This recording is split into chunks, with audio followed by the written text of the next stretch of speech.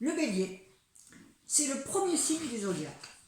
C'est un signe de feu, qui est un signe cardinal, ce qui veut dire que c'est le début du printemps. Donc le début du printemps, cardinal, ça veut dire que des tas de choses vont se mettre en place, que des choses vont évoluer et que des choses vont recommencer. Ça veut dire que ça bouge.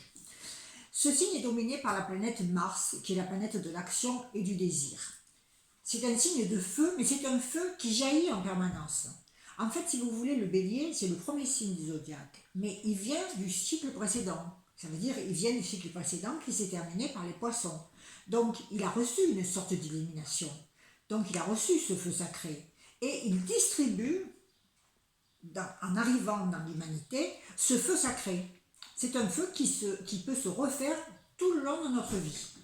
Le bélier, c'est un signe très dynamique, très actif. Il fonce, que ce soit en voiture, en auto, en moto, en avion, que ce soit au niveau des idées, au niveau des sociétés qu'il va créer. Il a besoin d'agir dans sa vie.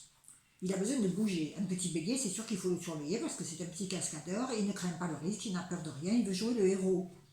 C'est quelqu'un qui déteste, le bélier déteste l'injustice. Il est capable toute sa vie de se battre pour défendre les faibles et les opprimés. Seulement, très souvent, ses actions ne durent pas dans le temps, parce que le bélier, c'est un lanceur d'idées, un lanceur de projets, quelqu'un qui aime le démarrage, mais qui a du mal pour la continuation. C'est-à-dire, s'il y a des difficultés, s'il y a des oppositions à ses désirs, il déteste qu'on contrecarre ses désirs d'ailleurs, parce qu'il se met très en colère.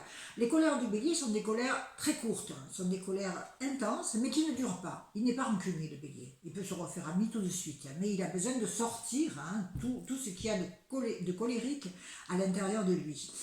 Alors, il faut lui apprendre la continuité, parce qu'il se lasse vite, et s'il n'est plus poussé par ce désir de départ, il risque de se lancer avec autant de brio et autant d'enthousiasme dans une nouvelle entreprise.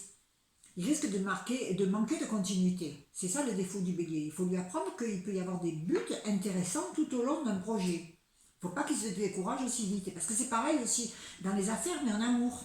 Il flambe, il a un coup de cœur, il a un coup de folie, il a un coup de foudre, et puis ça peut lui passer aussi vite. C'est un fonceur, quelqu'un qui est impétueux, quelqu'un qui a besoin d'une cause à défendre et qui peut se refaire tout au long de sa vie. C'est le signe le moins pessimiste du zodiaque, dans la mesure où s'il se retrouve dans une période où il y a eu un échec, par exemple, eh bien il va se remotiver. S'il y a un nouveau projet qui arrive et qui l'intéresse, il va se remotiver avec autant de passion. Pour lui, un échec, c'est pas grave. Il fait autre chose. Vous voyez, ça ne sera pas pareil pour le deuxième signe, le lion. Parce que le bélier, lui, il s'affirme dans l'action. Il s'affirme dans le défi.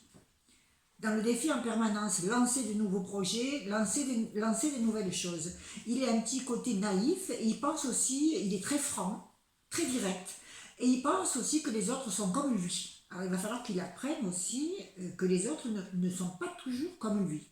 C'est un défi majeur.